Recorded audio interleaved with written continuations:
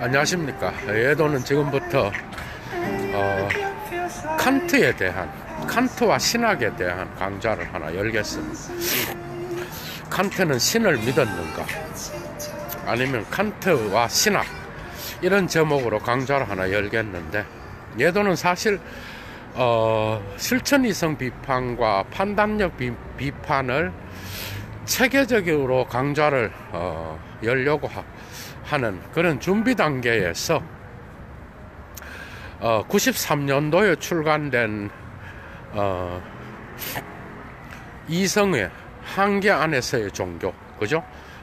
그것도 좀 살펴보고, 또한 순수 이성 비판의 그 변증론 부분, 그죠? 그 부분하고, 그 다음에 특히 판단력 비판, 이건 미학에 대한 책이라고 알려져 있는데, 사실은 신의 창조 세계와 연결하여 그 미학적 판단을 이야기하는 그런 책이겠죠. 그래서 그의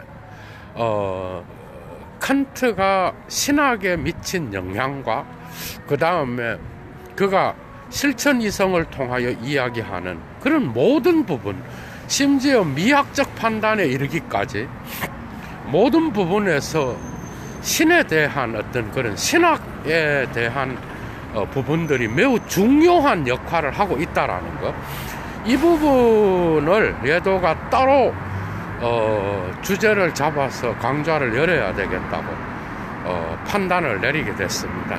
그래서 오늘은 칸트는 신을 믿었는가, 신과 칸트의 관계에 대하여 집중적인 고찰을 하도록 하겠습니다.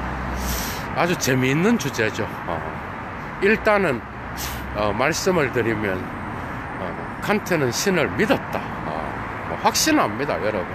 그러나 기존의 어떤 그 순진한 유실론자와 같이 신을 믿었던 자는 아니고, 어쨌든 칸트는 신을 믿었던 그런 자고, 그 점에서 어떤 방식으로 기존의 신학과 다른 방식으로 나갔는지, 이 부분이 오늘 강좌의 핵심입니다, 여러분. 그래서 이 부분을 꼭 참조하시고요. 예도가 코감기가 걸려서 오늘은 목소리가 조금 감기에 걸린 그런 목소리로 나오는데, 어쨌든 중요한 것은 강좌의 내용이겠죠, 그죠? 오늘 이 부분에서 특히 신학생들, 그 다음에 또한 칸트와 신의 관계에 대하여 관심이 있는 자들, 이런 분들이 오늘 강좌에 엄청난 도움을 받을 수 있겠죠.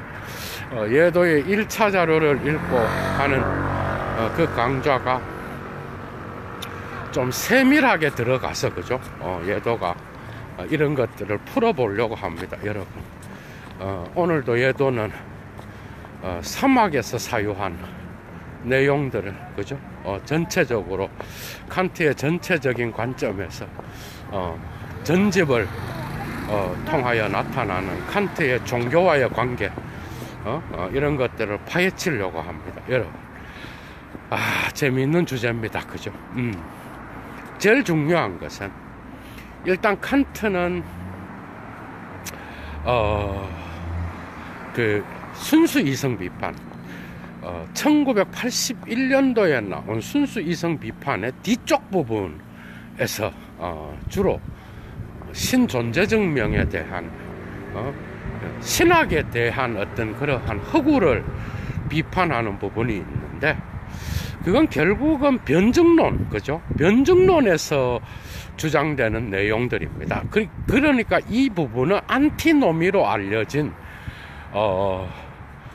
그 이율 배반과 연결되어 있었고, 이것이 이성의 올바른 사용, 이성의 특징, 순수 이성은 언제나 오성의 법칙을 넘어서려고 하는, 무제약자를 향하여 나아가려고 하는 특징을 갖고 있다.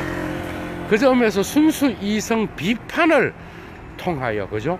이러한 것들은 단순히 어떤 그 뭐죠? 오성의 한계 아래에서 이성의 법칙이 오성의 법칙을 적용시키는 데 있어서 한계점을 세우려고 하는 그런 비판들이죠. 그럼 신은 죽느냐? 그게 아니에요.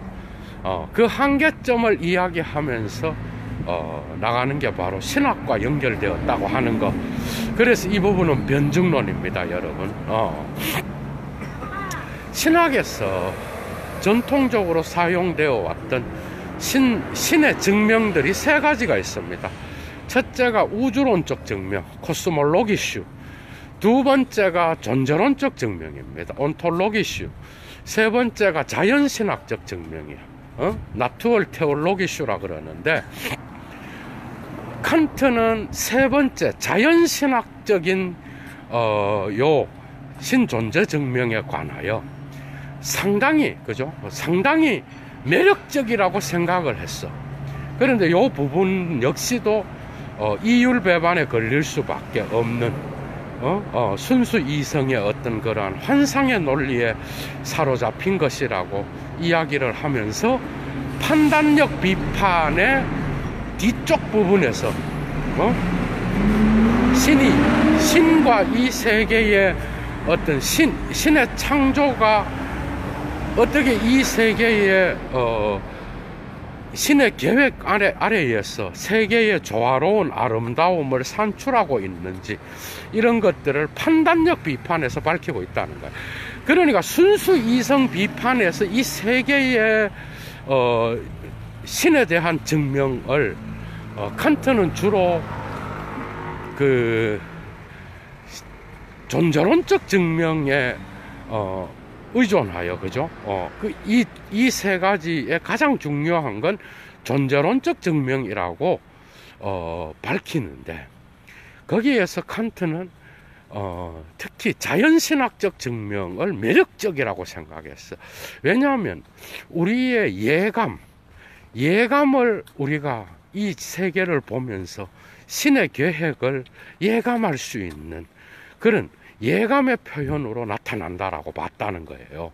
이 점에서 칸트는 이것을 증명하고 이 증명을 비판하면서 존재론적 증명으로 넘어가지만, 결국 이것을 판단력 비판의 주제로 삼으면서 미학적 판단을 판단력 비판의 앞쪽 부분, 그러니까 이 세계의 한 목적성과 그 다음에 최종 목적이 미학적 판단과 어떻게 관계되는지를 앞에서 주로 전반부에서 밝히고, 후반부에서는 이 신의 계획의 아름다움, 이거를 집중적으로 밝히는 거예요. 그러니까 결국은 미학책인 판단력 비판도요, 결국은 신의 창조와 이 창조를 한 어떤 그 신의 계획, 디자인, 신이 이 세계를 아름답게 만들고 조화롭게 창조한 그 신의 계획, 디자인, 독일어로 플란이라 그러죠. 그 부분에 대하여 관심을 갖게 되었다라는. 그래서 판단력 비판에서 자연신학적 논중의 주제들을 주로 다루고 있다는 거예요. 여러분, 그래서 1차 자료를 읽어야 됩니다. 그러니까 판단력 비판, 미학 이러고 앉아 있다니까. 그게 아니에요. 1차, 그러니까 그 목표는 결국 신이 이 세계에 대한 창조와 관계하여 신의 계획, 디자인, 이 세계의 창조의 계획과 연관하여 판단력 비판을 집중적으로 다루고 있다는 거예요. 이 부분을 여러분들이 꼭 인지하셔야 된다는 거야. 다시 돌아갑니다. 순수 이성 비판의 뒤쪽 변증론에서 나타나는 이율 배반들을 칸트가 언급하면서 전통적인 신존재 증명에 있어서 세 가지를 이야기해. 먼저, 자, 첫 번째가 뭐죠? 우주론적 증명. 이 세계의 우연적 사실, 우연적 사건으로부터 필연적 원인으로 도출해 나가는 그런 것이 우주론적 증명이에요. 그러니까 이 세계의 우연한 사건과 우리가 보고 있는 이 세계의 다양한 사물들이 있잖아, 그죠? 그럼 이 사물들이 어떤 방식으로 지금과 같이 현존하게 되었느냐의 질문으로부터 역으로 올라가서 거기로부터 필연적 원인을 도출해내는, 그래서 거기에서 카우사 수이라고 하는 그 유명한 중세로부터의 서양 철학의, 서양 신학의 개념을 갖고 와서 이 우주론적 증명에 사용하고 있다는 거예요. 제1원인, 제1원인으로서의 신, 그죠? 그게 바로 우주론적 증명이에요. 그러니까 이 세계의 우주론적인, 지금 보이는 세계 전체의 총체로서의 이 세계가 어떤 방식으로 현존하게 되는지를 고민하면서 이 우연적 사실로부터 필연적 제1원인으로 도출해 올라가는 이런 방식을 우주론적 증명이라고 한다는 거예요. 이거는 칸트가 발명한 게 아니에요. 그 다음에 두 번째는 이런 우주론적 증명이 뭔가 좀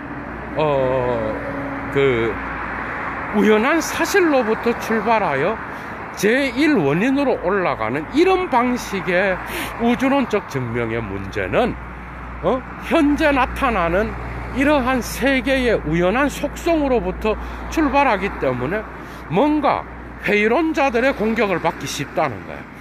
그래서 이 세계의 어떤 그 조화와 아름다운 미, 신의 계획, 그래서 이 신의 계획으로부터 신의 창조를 통하여 신을 증명하는 이런 자연신학적인 방식이 보충되게 되었다라는 거예요.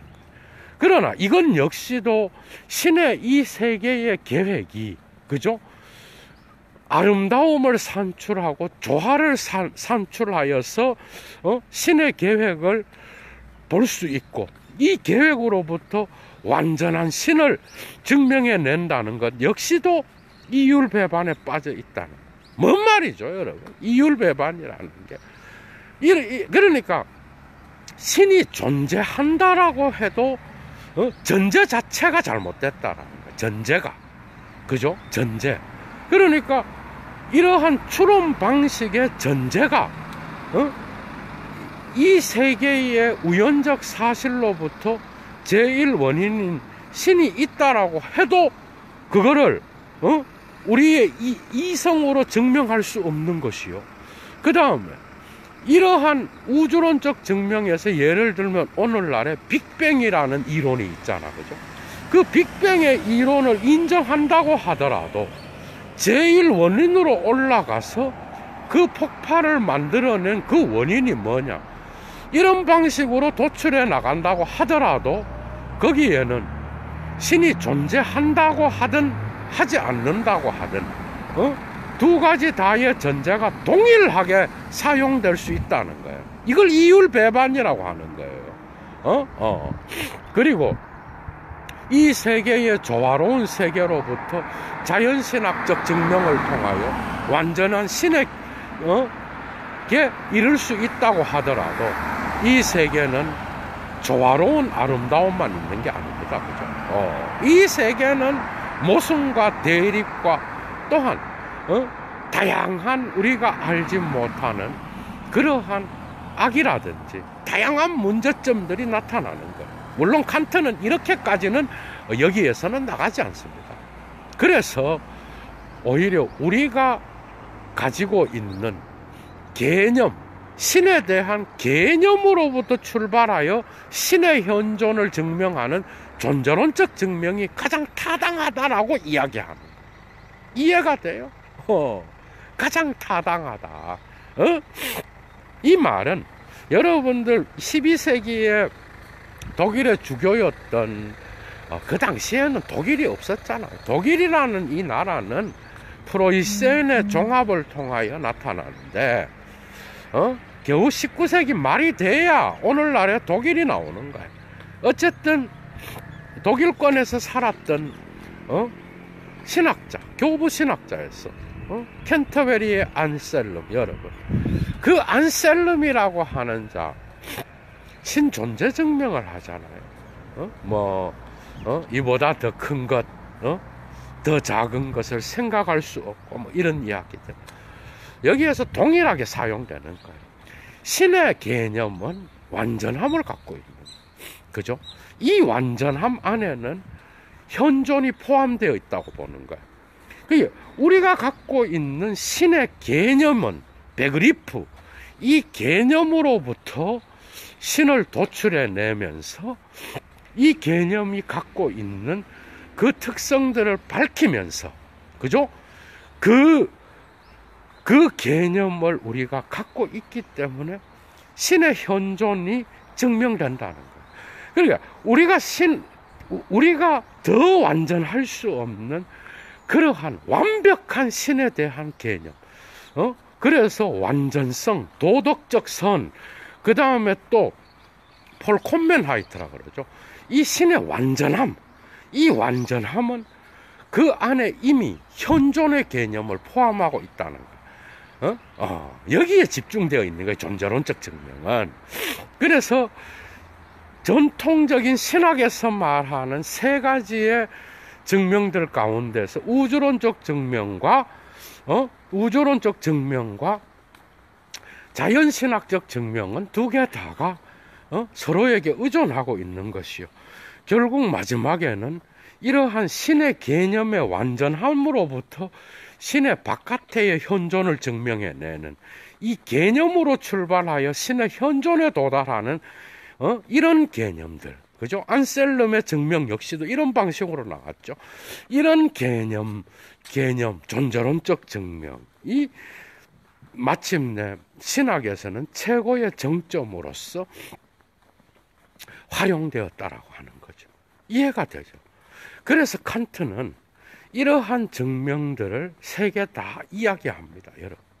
그런데 왜 이율배반이야, 여러분? 이율배반? 세 개 다가 그건 거야. 신이 있다고 해도, 신이 없다고 해도, 마지막에 도출되는 게 신이 아니라고 해도, 이성적으로는 그것이 증명이 되지가 않는 거예요. 이해가 돼?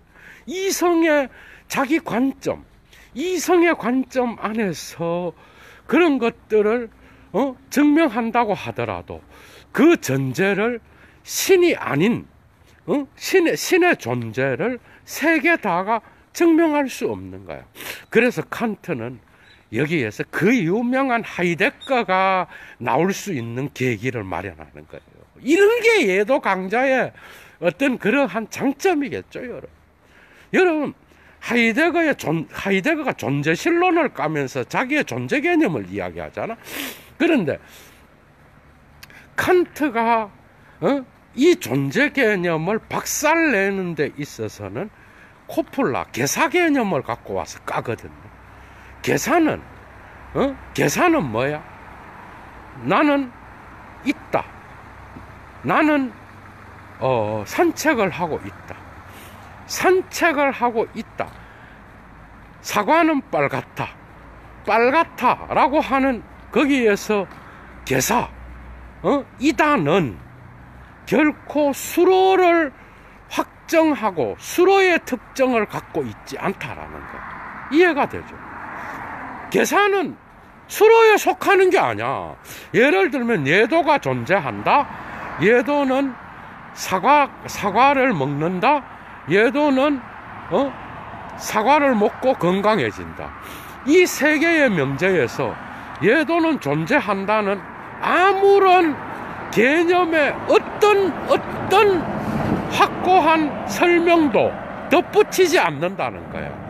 계산은 그러니까 존재한다는 속성이 아니야.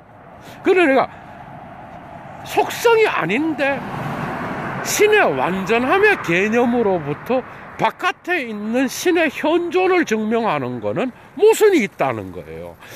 여기 대단한 거야, 칸트가. 칸트가 신학을 박살낸 핵심적인 게 이 부분에 들어있는 거야. 그러니까 계산은 뭐야? 하이데거는 이거를 이제는 세계 내 존재, 인데어벨트 자인이라고 하는 이 존재 개념을 주어와 수로의 개념을 조건짓는 보다 더 근원적인 존재론적 증명으로 나가는 거죠. 칸트는. 그죠? 칸트는 그래서 이러한 하이데거는 이러한 칸트의 주어와 수로 관계의 개사를 비판하는 이 부분을 다르게 활용하여 이런 특징을 아포판티슈라 그래. 아포판티슈적 판단이라 그래. 이러한 판단에 근거한 인식론적 판단에 근거한 그러한 존재 개념은 2차적인 거라는 거죠. 그래서 하이데거는 세계 안에 있음이라고 하는 우리의 삶의 현실성 안에서 나타나는 우리의 있음을 삶과 연결시키면서 세계 내 존재로서 갖고 가면서 세계 내 존재의 역사성을 존재 개념과 연결시켰다고 하는 것. 이 점이 칸트와 다른 거겠죠. 칸트로부터 더 나간 거죠. 그러니까 칸트는 개사 개념은 결국 수로가 아니라는 거예요. 이 존재 개념은. 그 수로가 아니기 때문에 신존재 증명에서 존재론적 증명에서 개념으로부터 바깥에 있는 현존을 증명해 나가는 이것은 환상이 되어버리는 거죠. 맞죠? 바깥에 있는 존재의 실제적인 속성을 덧붙이는 수로가 아니야. 그러니까 이 존재 개념은 철저하게, 그죠? 환상의 논리 안에 놓여있다. 그러니까 이 수로는 주어의 속성이라든지 주어의 어떤 그러한 특징을 덧붙이는 게 아니라 그 자체로서 주어와 더불어서 함께 있는 그러한 거지, 수로의 특징을 통하여 주어를 확고하게 하는 게 아니라는 거예요. 맞죠? 그렇기 때문에 이 존재증명, 신의 완전함의 개념이 신이 바깥에 실제로 있다라고 하는 그런 현존의 개념을 만들어낼 수 없다는 거야. 칸트가 이걸 공격했다는 거예요. 그래서 우주론적 증명, 자연신학적 증명, 그리고 뭐죠? 존재론적 증명, 세 가지 다는 신이 존재한다고 하든 신이 존재하지 않는다고 하든 모든 것에 있어서 적용될 수 있는 뭐죠? 이율 배반을 산출한다는 거예요. 그게 모순을 산출하는 게 아니라 전제 자체가 우주론적 증명에서 제1원인을 전제한다든지, 그 다음에 개념으로부터 현존을 증명하는 이런 전제, 그 다음에 또 이 세계의 자연적 조화로부터 신의 계획을 발견하고 그것으로부터 신의 완전함을 도출한다든지, 이 모든 것들은 거기에 반대 전제를 놓더라도 동일한 결과에 도달한다는 거죠. 그 점에서 안티노미의 개념이 나오는 겁니다, 여러분. 그러니까 안티노미는 전제가, 특정 전제가 있고, 그죠? 그 전제에 의해서 참이다라는 것이 나타나잖아. 근데 그래서 모든 명제는 조건적으로만 참이라는 거예요. 맞죠? 그러나 지금 우리가 이야기했던 이러한 신의 개념을 도출해내는 우주론적, 자연신학적, 그 다음에 존재론적 이런 증명들은 조건적으로만 참이 아니라 그 전제 자체가 양립성을 가진 그러한 이율 배반을 포함하고 있다라는 거예요. 그래서 신은 어떻게 증명되느냐, 그러고. 그래서 칸트는 이성의 한계 안에 있는 종교에서도 우리가 볼 수 있고, 실천 이성 비판으로 가면서 그 유명한 신을 도출한다라고 그러죠. 신을 요청합니다. 실천 이성의 도덕 법칙 있죠. 도덕 법칙을 수행하기 위하여 그 도덕 법칙은 신의 의지를 관철하는 거예요. 그러니까 마치 신이 있고 신의 명령에 의해서 도덕이 형성됐다가 아니라 우리는 도덕이 이러한 이성의 어떤 그러한 특정한 법칙으로서, 그죠? 이 세계 안에 있는 거잖아, 그죠?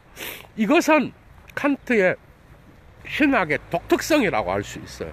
그러니까 이 도덕 법칙을 수행하기 위하여 거기에 대한 조건으로서 신을 요청하게 되는데, 여기에서 신이 다시 살아납니다, 여러분.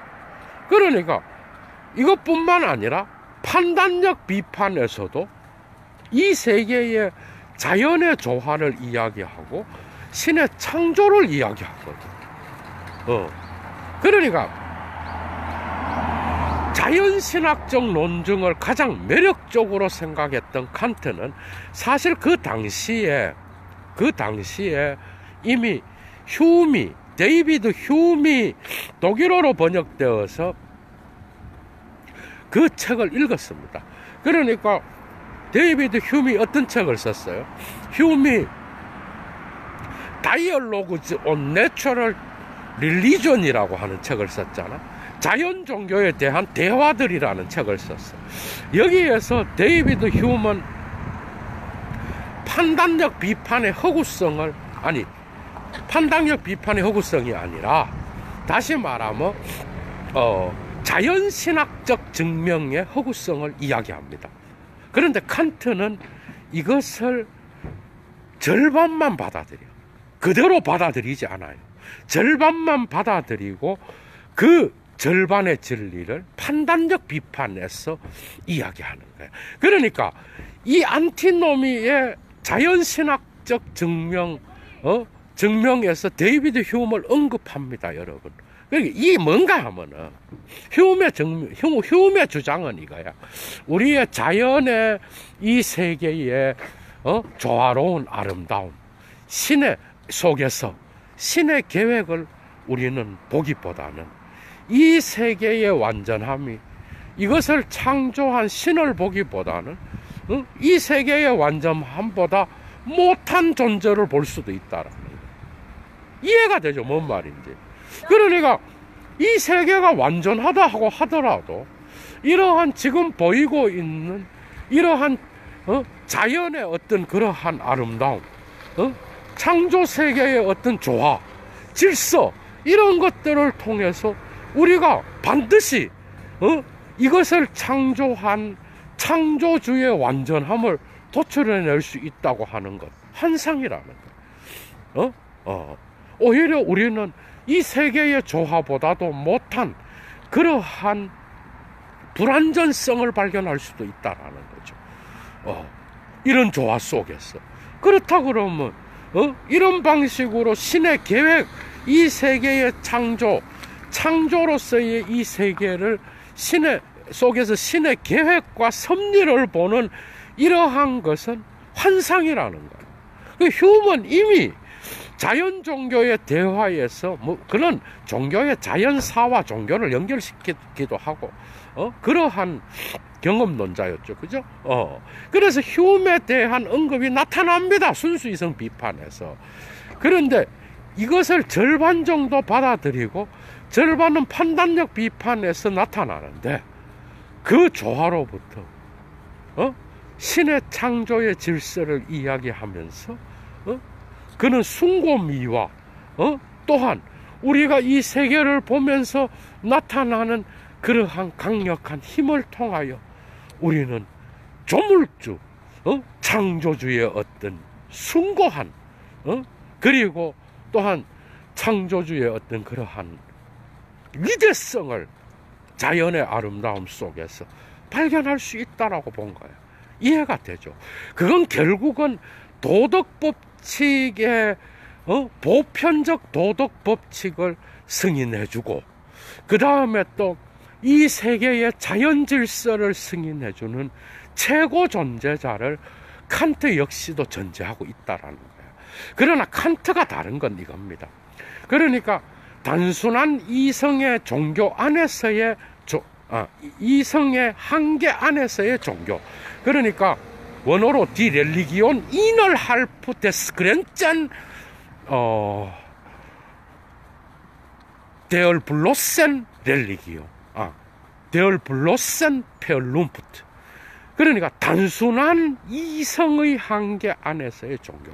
이 말은 지금까지 있어 왔던 모든 종교의 그 신학입니다. 신학, 기독교 신학 이야기하는 거예요. 칸트는 그 기독교 신학에서 사용되었던 그러한 이성의 한계를 넘어서는 모든 개념들은, 그죠? 우리가 증명할 수도 없고, 그래서 비유로 봐야 된다. 그래서 이성의 한계 안에 있는 그러한 종교의 개념들을 어떻게 해석학적으로 제대로 되살릴 수 있는지를 증명하는 거예요. 이해가 되죠? 그러니까 칸트한테 있어서는 결국 이성의 한계 안에 있는 종교라는 것은 도덕 법칙의 행위의 법칙, 인간의 자기 자신의 자유를 통하여 이 세계의 보편 이성의 법칙을 수행하면서 유다이아모니아에 이르잖아. 실천이성 비판에서. 그러니까 그 행복론에 도달할 수 있는 그런 것들을 실천이성 비판으로 보편적 도덕 법칙을 수행하는 거에서 보는 거예요. 이것은 뭔가 하면은 우리가 도덕 법칙을 수행하는 것보다 신의 의지를 관철시킬 수 있는 것은 우리의 이성 안에서 볼 때는 없다는 거야, 여러분. 그러니까 도덕 법칙을 수행하는 것은 우리가 신의 의지를 관철시키는 것이요, 이때 신을 요청한다는 거야. 마치 도덕 법칙이라든지 이성의 개념이 신보다 위에 있는 것 같아. 근데 그게 아니에요. 칸트의 의도는 뭔가 하면은 신이라고 하는 거는 초월적으로 이성을 넘어서서 우리의 이성을 넘어서서 신의 관념을 우리는 얼마든지 상상력에 의해서 만들어 놓을 수 있어. 그러나 과연 그것이 신이냐 했을 때는 신이 아닐 가능성이 많다는 거. 이해가 되죠? 우리는 뭔 말인가 하면, 우리는 우리의 이성을 가진 자로서 이성의 특징을 따라서 무제약자를 생각해 볼 수 있어요. 얼마든지. 그런데 우리는 이 자연 세계의 밖으로 나가서 우리의 관점을 신의 관점에 올려놓을 수 없는 거야. 그래서 우리가 이러한 이성의 한계 밖에서 우리가 신을 백날 상상하고 그 개념을 만들어낸다고 하더라도 그거는 순수 이성의 환상의 논리에 사로잡힌 그러한 신개념이라는 거예요. 그런데 그런 신개념은 우리가 이율 배반을 만들 뿐만 아니라 우리가 그런 개념들을 증명할 길도 없고 그러한 신의 초월성을 함부로 우리가 재단하다가는 오히려 제대로 된 종교의 본질을 잃어버릴 수 있다라는 거죠. 그러니까 칸트는 이성의 한계 안에서 종교를 이야기하고 실천 이성의 보편 법칙을 이야기하면서 인간의 행위의 의지를 신의 의지와 일치를 이야기하면서 신을 요청할 때도 포스툴라시라 그러죠. 그 요청은 신이 도덕 법칙 아래에 있다는 게 아니라 우리는 도덕 법칙을 수행함을 통해서만 신을 알 수 있다라는 거예요. 그러니까 우리는 신을 그런 방식으로 가장 합리적이고 가장 올바른 방식으로 신을 인식할 수 있는 방법은 바로 우리가 실천 이성을 통하여 우리의 한목적성이 거기에서 정업 명법도 나오고, 그죠? 그 유명한 황금률의 적용도 나오잖아, 그죠? 이런 것들이 결국은 이 땅에서 초월적 종교에 대한 비판을 가하면서 그 초월성이 없다는 것이 아니라 그 초월성은 우리는 함부로 규정해서 그런 것들을 이야기하고 그렇게 해서는 올바른 종교의 본질을 잃어버릴 수 있고 그 초월성을 함부로 규정하게 되면은 종교의 본질을 오히려 흐려놓을 수 있다라는 거예요.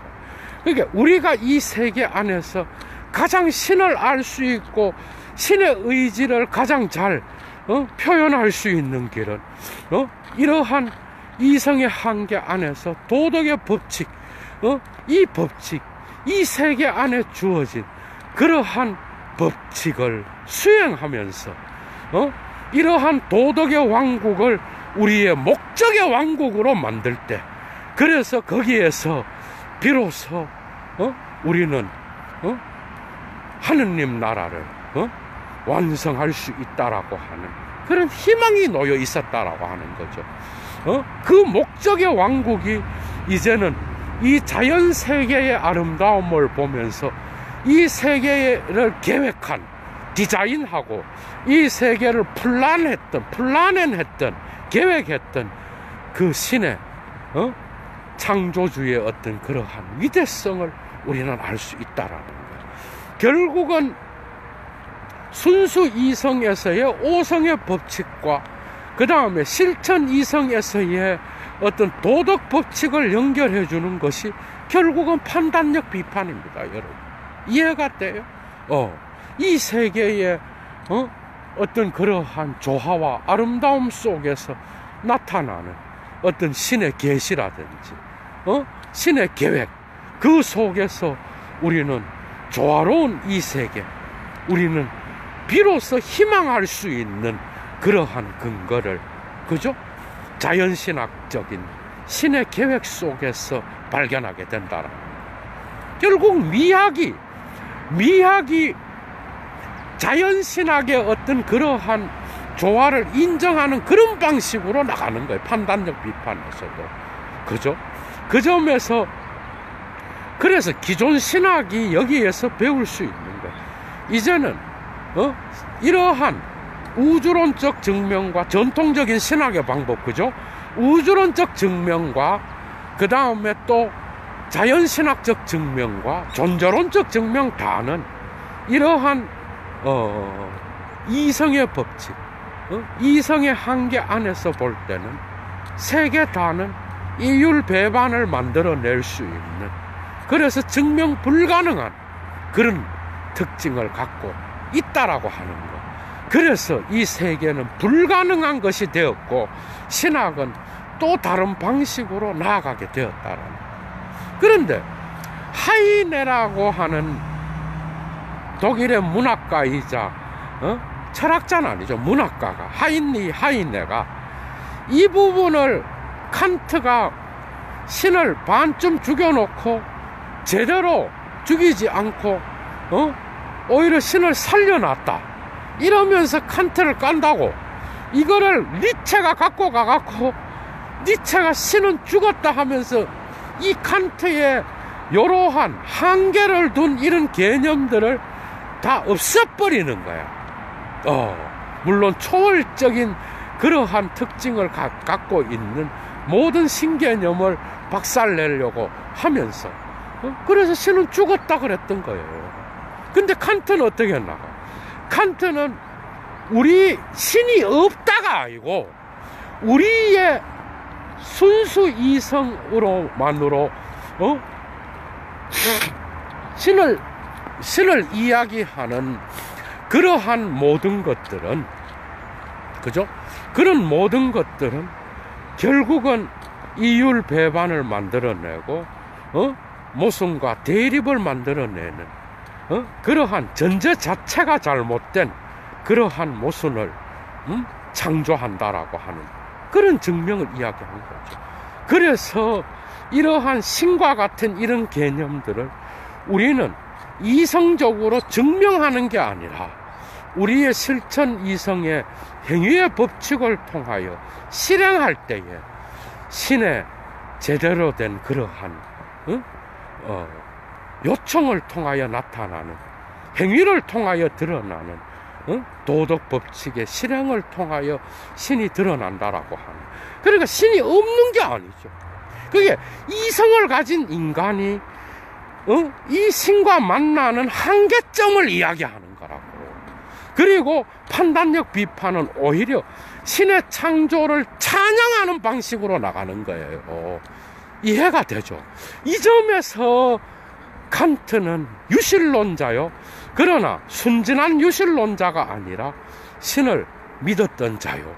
신의 어떤 그 위대성을 찬양하고 도덕 법칙을 승인하는 그 신을 언제든 자기의 삶 속에서 하느님 나라, 목적의 왕국, 도덕 법칙의 실행을 통하여 이 땅에서 하느님 나라의 완성을 이야기해가는.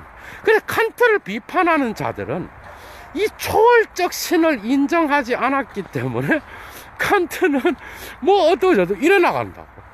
그러면 네가 생각하는 그 초월적인 게 뭐냐고. 여러분, 그거는 다 이야기할 수 있어요. 나의 병을 고쳐주고 이 세계의 기적을 만들어내고 이 세계에서 그런 개념들은 우리의 신화 속에서 나타나는 다른 신의 개념에서도 얼마든지 나옵니다. 여러분, 예수 시대의 요세푸스를 읽어보면 예수 시대에 기적을 행한 자가 그렇게 많았다 그러잖아요. 여러분, 예수라는 이름으로. 예수도 한 사람이 아니었어. 한둘이가 아니었던 거예요. 기적을 행하는 그런 자들이 그 초월적인 능력을 인정하지 않아서 칸트를 받아들일 수 없다. 이래 비판해 나가는 거예요. 이게 순진한 게 뭔가 하면은요, 칸트가 이야기해. 칸트는 그 부분은 우리가 확실하게 규정할 수 없다는 거예요. 우리가 알지 못한다는 거예요. 그런 얘기는 백날 해도 과학적인 보편적 법칙으로 추론해낼 수도 없고, 그런 것들은 우리가 종교의 본질로 볼 수가 없다는 거예요. 우리가 이 땅에서의 목적의 왕국을 향하여 나아가는 그러한 것은 이 땅에서의 도덕 법칙을 통한 수행을 통하여 우리가 타자를 사랑하고, 그게 사랑이지 뭐예요. 황금률이 나오는데 그 신이 준 정업 명법을 우리가 실행하고, 그죠? 그러니까 도덕 법칙이, 신이 명령을 내려서 도덕 법칙이 만들어졌다, 이렇게 나가는 게 아니라 칸트는 도덕 법칙을 통하여 신을 요청하는 거야. 그런데 이거는 신을 그냥 자기 철학에다 끌어들이는 그런 방식이 아니야. 그거는 바로 칸트가 순수 이성 비판에서 이성의 규제적 사용과 이성의 구성적 사용을 구분하면서 나타납니다. 여러분, 이 부분은. 그러니까 이성의 규제적 사용은 뭔가 하면 이 세계의 모든 피조물들이 조화를 이루어서 원인과 결과, 만유인력의 법칙을 적용할 수 있는, 지속성과 실체 개념을 적용할 수 있는 객관적 영역으로서의 이 세계가, 그죠? 있고, 그리고 여기로부터 이 세계의 총체로서의 세계를 사유하려고 순수 이성은 무제약자를 사유하려고 나간다라는 거예요. 이 총체로서의 세계는 단지 우리가, 그죠? 우리가 규제적으로 이성을 사용할 때에만 오성의 법칙에, 경험적 세계에 들어오게 된다라는 거예요. 그러나 이걸 구성적으로 생각할 때는 이 율배반에 빠진다 그랬어. 이게 뭔 말인가 하면 다른 이야기가 아니라, 이러한 신이라든지 영혼불멸이라든지 자유의 개념, 이 순수 오성의 법칙을 넘어서는 이런 개념들은 없는 게 아니라는 거예요. 이걸 알아야 돼, 이걸. 그래야 칸트를 이해한다니까. 그게 아니라 이런 것들은 이성의 구성적 사용, 그러니까 나의 인식적 대상으로 이런 것들을 삼았을 때는 증명할 길이 불가능하다는 거예요. 칸트의 요지는 여기에 있어요. 그래서 규제적 사용으로 나가야 된다는 게 뭔가 하면 총체로서의 세계, 이 세계의 총체로서의 세계의 전체를 보는 우리의 인식적 관점을 넘어서는 보편자로서의 신의 개념, 그리고 이 필연적인 세계 안에서 우리가 자유를 가지고 실천 이성의 사용을 통하여 우리가 무엇을 행해야만 하는가, 바스졸만 툰, 우리가 무엇을 행해야만 하는가라고 하는 이 실천 이성의 추론을 만들어낼 수 있는 이러한 모든 것들은, 그죠? 이런 모든 순수 이성의 오성의 법칙의 적용을 넘어서는 그런 모든 것들은 이런 것들의 판단을 내릴 수 있는 지배적인 규칙, 규제적인 규칙으로서 사용될 때 우리는 이 세계에서 비로소, 그죠? 그 신이라든지 영혼불멸이라든지 자유의 개념을 비로소 경험적 세계와 연결시킬 수 있는 접촉점을 만들어낸다는 거예요. 그러니까 콘스트럭티프와 레굴라티프를 구분하면서 칸트가 이야기하고 있는 순수 이성 비판의 이러한 모든 증명들과 이율 배반들을 이야기하고 이성의 통제적 사용, 규제적 사용으로서만 우리는 이러한 이념들을 사용할 수 있다라고 이야기할 때 우리는 뭐죠? 칸트의 신에 대한 관계를 볼 수 있다. 칸트는 철저히 신을 믿은 자였고 신을 인정한 자였고 신의 어떤 그러한 존재 앞에 겸손히 자기 자신의 의지를 굽힐 줄 알았던 그런 철학자였다라는 거. 여러분, 그러니까 이 규제적 사용이 뭐예요? 이런 형이상학, 합리론의 형이상학들은 전부 다가 경험론적인, 다시 말하면 직감과 이 오성의 결합을 통하여 선험적 종합적 판단이 일어날 수 있는 우주론적 조건으로서 모든 것들을 규제할 수 있는 규제적 범주로서 사용할 때에 비로소 우리는 이러한 초월적 개념들, 트랜스젠덴탈한 개념들, 경험을 넘어선 선험적 대상들이 비로소 경험의 세계와 연결될 수 있다라고 하는 마지막입니다. 쉽게 말하면 신의 개념을 규제적으로 이 규제적 이성으로서 사용한다라는 건 이겁니다. 신이 존재한다고 합시다. 신의 이 세계에 그러한 질서와 조화를 만들어낸 제일 원인으로서의 신이 있다고 합시다. 우리의 이성적으로는 이걸 증명할 수 없어서 이율 배반을 일으키지만 이러한 구성적 대상으로서 신은 우리는 모르지만, 그러나 규제적 이성의 규제적 사용, 레굴라티프한 이성의 사용으로 이걸 사용하게 될 때 오히려 이 세계에 이러한 질서를 인정하는 신의 개념이 존재한다라는 것.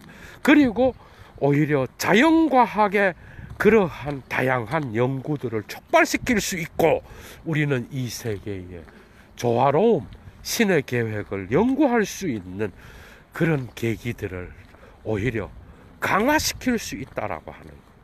이 규제적 사용, 레굴라티프라고 하는 이 개념에서 칸트는 확실히 유실론자였고 신을 믿는 자였다라고 하는 것.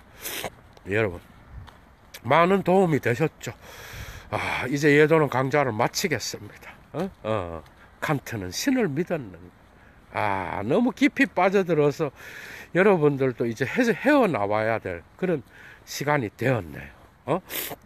예도는 오늘 감기가 든 목소리로 강좌를 했는데 칸트와 신의 관계, 여러분들 꼭 신학하시는 분들 뿐만 아니라 이런 것들을 또 다시 관심을 갖고 있는 분들 역시도 오늘 많은 도움을 받았다고 생각합니다. 그래서 예도가 짚어준 그러한 1차 자료의 그러한 윤곽들을 살펴서 여러분들이 1차 자료에 접근하는데도 많은 도움이 되었다고 생각합니다. 여러분. 자, 이제 얘도는 물러갑니다. 사막의 철학자에게 좋아요와 구독은 사랑이요. 그죠? 후원은 구원입니다. 자, 여러분 오늘 좋은 하루 되시고요. 실천 이성 비판을 이제 1차 자료를 체계적으로 분석하고 판단력을 체계적으로 분석하는 그런 강좌를 곧 열 것 같습니다. 여러분, 얘도 물러갑니다. 주스!